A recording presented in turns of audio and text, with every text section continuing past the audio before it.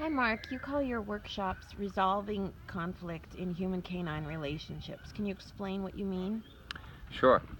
Um, First of all, anytime we have problem behavior in a house with a dog, um, there's some kind of conflict. There's something that's frustrating the dog, and there's something that's frustrating the people, and that creates conflict between them.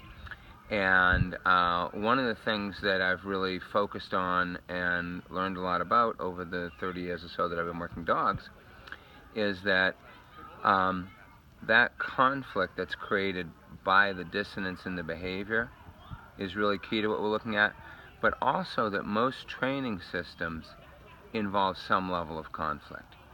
So, of course, in old school training, it's very clear. We're creating conflict because we're forcing the dog to sit down, maybe harshly correcting the dog out of its reactive behavior. But even in a lot of the more modern uh, reward-based training, there still is a lot of conflict because people are still really kind of fighting against the behavior that they don't like. Um, in the reward-based training, what tends to happen is they're working very hard to create incompatible behaviors. So they're trying to get the dog maybe to sit so that it doesn't jump and that kind of thing, or to look at them as opposed to chasing the squirrel or whatever. And there's still an inherent level of conflict in that. And one of the things that I've made as a focus of my work is teaching people how to change behavior without creating the conflict in doing that. And the basic conflict. You want to do this, I want you to do that. And so we call the workshops that because what we do in our workshops is teach people the fundamentals of how I do this same thing with my everyday clients. Um, when we walk into a home and a dog is barking, carrying on, and rushing up and jumping on us, there's all kinds of conflict there.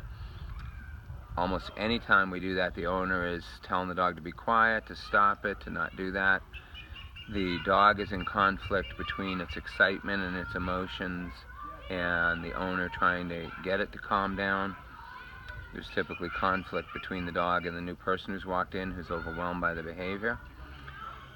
If we can get to where the dog knows how to greet those people, just using greeting as an example, in a way that's very comfortable for the dog and is very comfortable for the people, and the dog's behavior is some form of natural behavior, then the conflict goes away.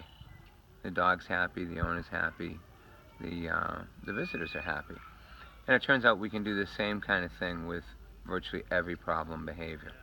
And what happens is not only does the undesirable behavior go away, but it gets replaced with calm, comfortable, confident feelings on the part of the dog. So that's really the primary perspective we come from, that we don't just want to change the behavior, but we want to remove all the levels of conflict from really everything that's going on in the dog and the people's lives. Thanks.